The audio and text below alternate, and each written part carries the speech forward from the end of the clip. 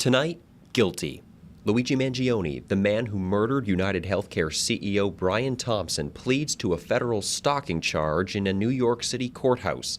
Mangione bluntly telling a federal judge, quote, "I shot Mr. Thompson. I knew my actions would place him in fear of death or bodily injury."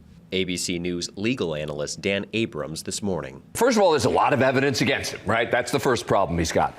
Number two is I think that he's trying to avoid two trials here. He's hoping that by pleading guilty in the federal case that he'll be able to avoid the state case because New York has a very protective double jeopardy law.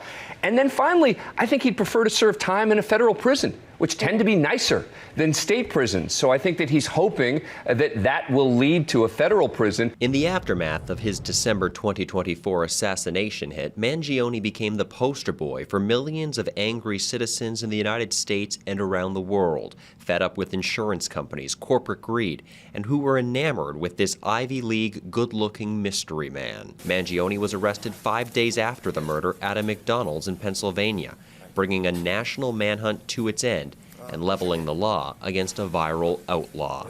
Mangione's lawyers hinting at their double jeopardy play in a February press conference outside court. Frankly, just the fact that he's being prosecuted by 3 jurisdictions for one event.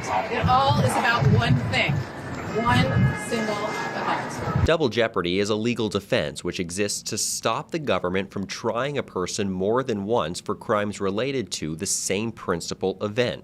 The state of New York, where both cases are being tried, tends to have even more lenient double jeopardy protections than required by the U.S. Constitution. In the federal case, if found guilty, Mangione could still be sentenced to life in prison, but Mr. Mangione is not being tried for murder in it. In New York County, meanwhile, District Attorney Alvin Bragg's office raised the worry of a double jeopardy play last month. Originally, Bragg pursued terror charges against Mangione.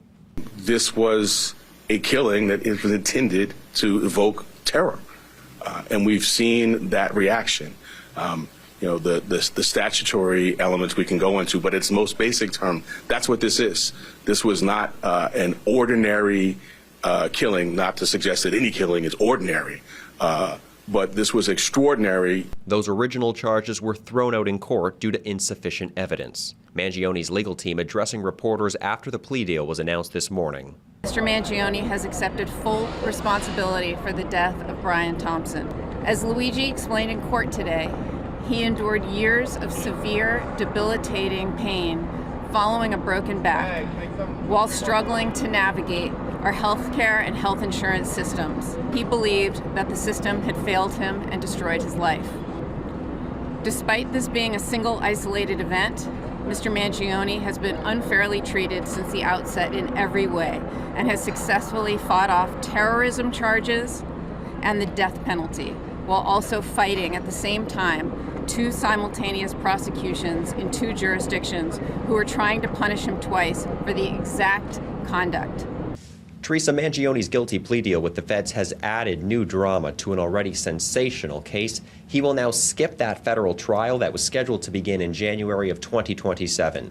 We await what will happen with those state murder charges and how the state of New York can challenge the double jeopardy law. It is a gamble by Mangione's legal team, but one that they think could pay off. His federal sentencing is scheduled for December 18th. Meanwhile, earlier today, New York City Police Commissioner Jessica Tisch sharing a blunt message to those who have idealized Mangione. Violence is not a cause, murder is not a message, and a killer is certainly not a hero. In studio for the News Forum, I'm Lucas Michtics reporting.